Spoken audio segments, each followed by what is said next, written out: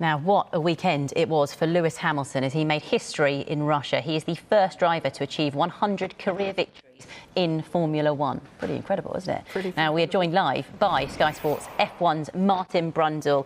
Martin, brilliant to see you this morning. Good morning to you. Yet another win for Lewis Hamilton. Just sum up that achievement for us, if you can, and just how big it is for Hamilton to get to that 100 mark. It's an extraordinary number of victories, in two different teams, and he just keeps pumping out amazing drives in challenging conditions, as he did again in Russia at the weekend. And many of us got into Formula One because we were champions in and great drivers and never managed to win one race or maybe just a handful. So we know how hard it is to get to Formula One, to win a race. But to win 100 races and 7 world titles is something quite extraordinary. Now, Martin, one of the key points in the race seemed to be the decision whether to change tyres or not. Mercedes insisted on the tyre change for Lewis Hamilton, whereas McLaren and Lando Norris stayed on the slicks. Is that where this Grand Prix was perhaps won and lost? Without doubt, it's heartbreaking for Lando. He could have won the last 3 Grand Prix extraordinarily. Spa, where he was really fast but crashed and missed qualifying. And that would, in qualifying, became the race result, bizarrely there. But for a better start in the sprint race in Monza, he could have won that race instead of his teammate Daniel Ricciardo. And at the weekend, it was so cruel for him. He had it all under control at the front, and then it started to rain a bit, and still he was managing Lewis Hamilton and his mirrors and even pulling away a little bit. Didn't want to come in, probably lost his head a bit, got a bit shouty on the radio when they were saying, look, be careful, cars are going off. And he's like, stop it, don't tell me that. And then they asked him, did he want to go on to the intermediate rain tyres? And he shouted back, no.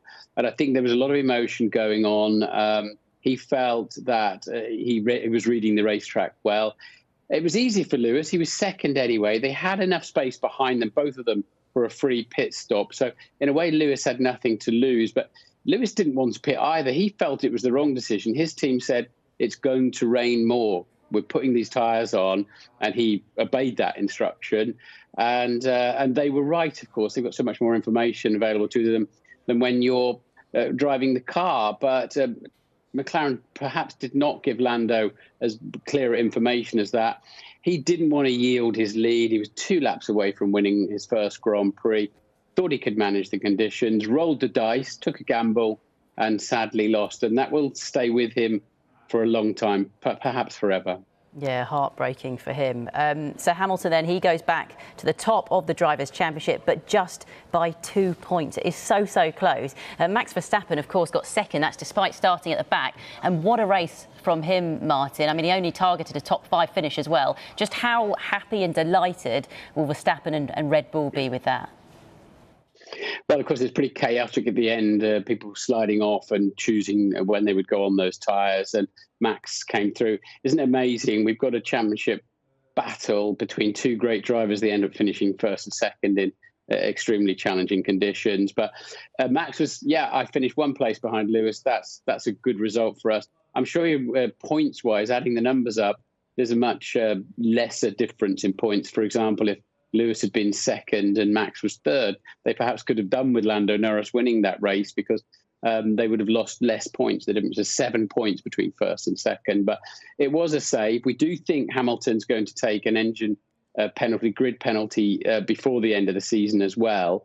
So you'd say Red Bull came away from that event feeling, that they've completely minimised the pain of having to take the 4th power unit. So, Martin, just briefly, who's favourite do you feel going into the final few races of the season with that 2-point difference? Well, we've got another sprint race to come. There's 3 points in that. I expect it to be in Brazil. There's a point for fastest lap in each of the Grand Prix and, a total of, obviously 25 points per race for victories. So there's so many points and so many turning points to come in this championship. I don't have a clue who's going to win it. It is literally going to hang on a half a chance here, a bit of a scuffle out on the racetrack, reliability, sneaking a fastest lap in at the end of the race, or maybe losing a fastest lap when somebody else punches a quick lap. It's going to be that close between these two great teams and great drivers. Well, I tried to get a winner from you. I tried to get a favourite.